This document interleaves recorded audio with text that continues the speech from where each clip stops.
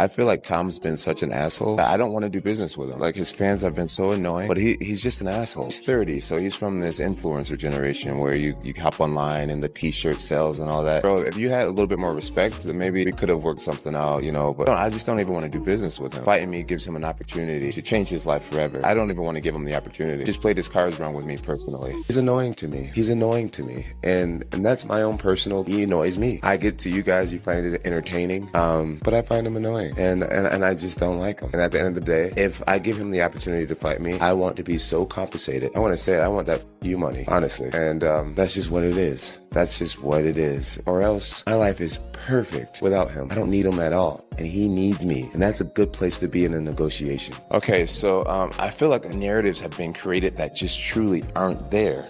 You can't duck a man that you were never scheduled to fight. It's like saying you got turned down by a girl who you never even hit on. You know what I'm saying? It's like me and Dana and Hunter have never sat down and talked about Tom Aspinall. He's never been on my radar. I mean, just a moment ago, it was him and Sergey that was fighting. And Sergey could be in this position right now, and I would still be in the same place I've beat people my whole career. And once I beat them, like, the show just goes on. Like, I get that Tom is an exciting fighter. I get that finally, after 16 years, we found somebody who's 7 years younger than me and 30 pounds bigger than me. Like, we finally found someone who may give me a great challenge. And everyone wants to see it so bad. But for me, it's like, what is it? What's in it for me? He changes nothing if I beat him. I think fans are dreaming about Jon Jones and Tom Aspinall. That's the fight I think they're dreaming about. Yes. I think that if Stipe wins the fight or Jon Jones wins the fight, the way that both of those guys are wired, I think they fight Aspinall. So we'll see. You know, Aspinall to me is no difference than an Owen St. Prude or Dominic Reyes or Anthony Smith, be like just another up and comer that's exciting right now.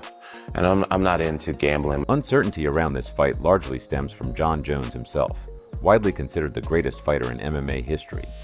At 37, Jones has hinted at retirement multiple times, possibly hesitating to take on a younger, more dynamic threat like Tom Aspinall. For Aspinall, the stakes couldn't be higher. A well-rounded heavyweight with elite grappling, precision striking, and impressive speed, he poses a set of challenges Jones has yet to encounter. Yet, as time passes without an official fight announcement, fans are left wondering if the UFC is truly willing to gamble on making this long-awaited matchup a reality. Fans are dreaming about Jon Jones and Tom Aspinall. That's the fight I think they're dreaming about. Yes. I think that if Stipe wins the fight or Jon Jones wins the fight, the way that both of those guys are wired, I think they fight Aspinall. So we'll see. As far as retirement, the idea for me is to go out there and beat Stipe. You know, how rude of us is it to just be completely looking past Stipe already? So the main goal is to get past Stipe. And if I can do it in a really dominant, devastating fashion, then the desire in my heart would be like, okay, now it's Alex Pereira. And if the UFC doesn't want that to happen, because ultimately it's the boss's decision, then it won't happen. And I'll just move on with my life. But that's one of the ways I look at it is, would you guys rather lose me or get one more super fight? And the only super fight that makes sense to me, not to everyone else, but to me and my team, is Alex Pereira. Whether or not you would fight Tom Aspinall, whether you retire after this fight. I know we'd all love to see you keep going. How do you feel right now? You know what? While I got the moment, while everybody's cheering and so happy, I want to acknowledge Jesus Christ. And I know that there's millions of people around the world watching right now. And I just want to let you guys know that Jesus loves you so much. That's all I'll say about that. And as far as my future in the octagon, I decided that maybe I will not retire, and that I have some conversations to have with Dana and Hunter, and we have some negotiating to do.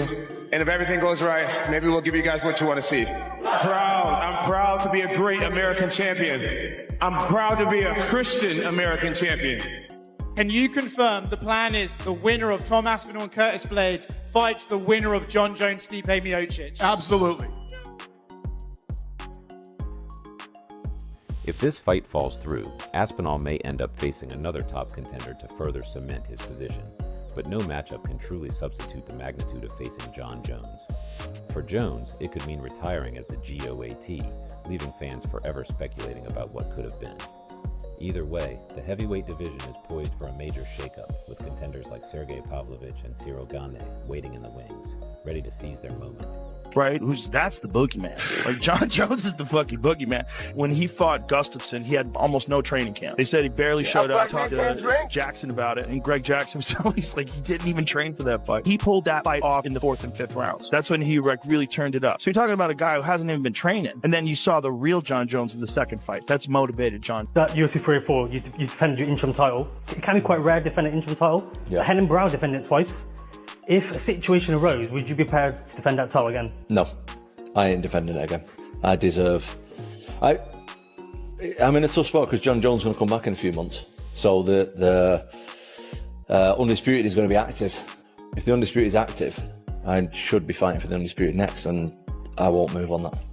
Obviously, you called out Jon Jones in the cage after the fight. Very respectful. Have you seen his message and response? Yeah, I've seen it. Jon Jones still needs to sign on a dotted line saying he's going to fight me. He can say whatever he wants. Saying stuff and doing stuff is completely different. So if you're watching, John, you're invited. Turn up, because I'll be there. If you sign up, I'll be there. You also talk about like the activity you wanted to fight.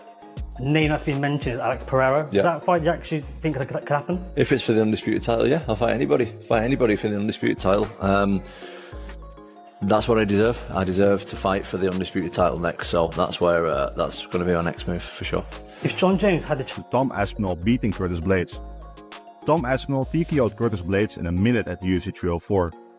After his fight, he wasted no time calling out Jon Jones, saying, "Hello, Jon.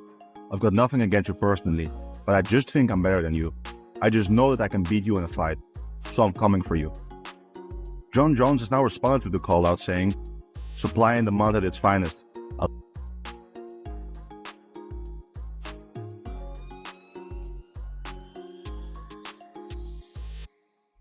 Do you want to, go after these title defense records? Do you want double champ status? What do you ultimately want your reign to be? Yeah, listen, I want to do what is expected, because do I want double champ status? Absolutely. But I'm willing to earn that.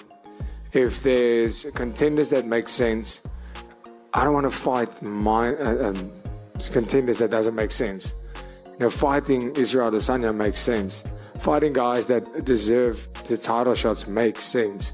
When you say contenders that don't make sense, do you mean fighters like Hamzat, who maybe haven't fought a middleweight ranks, because he's also tweeting like "see you soon" and referencing UFC 300? Yeah, but he said that to Jon Jones, so I mean, who takes that guy? Look at him, look at his size, and now look at Dricus du Plessis. That dude's huge. He's huge. Him and Sean Strickland is going to be fun. That's going to be fun. That's going to be fun. That's going to be a fun fight. Because Dricus is I didn't think he was good. Oh my God. I was always hard on Dricus. And then now I'm looking at him like, oh, he beat Robert Whittaker, who is the man, and he beat him down. He's big, man. He's huge. He's so big for that weight class. But Sean Strickland impressed me so much in that Adesanya fight. I was like, my God.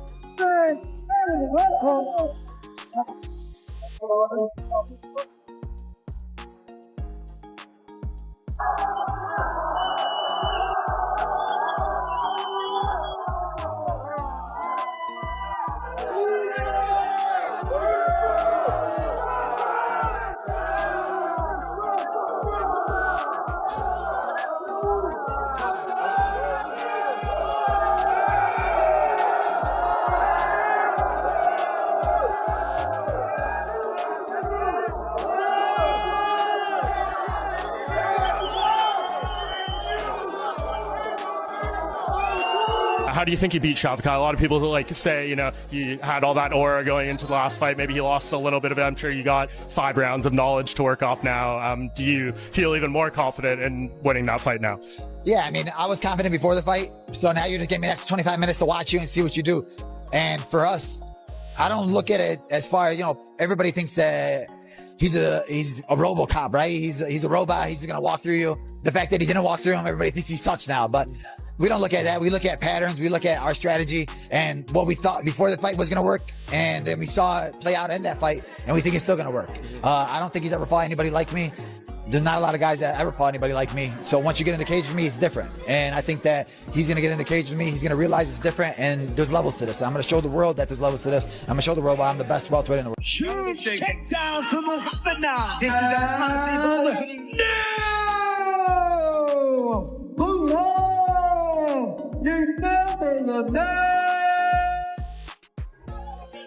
Stop. Continue. Please, get out of here. Oh! Big early knockdown to Peloton. Oh my goodness! And still. We take down defense. Oh, there's the hook. There's a nice entry. Low single. And she's gonna get it. Steps over that back leg. Yes, yeah. Beautiful. Straight to side move. And knuckle difference. Listen. And drive will go in confidence big time. Now she got it on the single leg. She's dropping that leg on and she finishes it.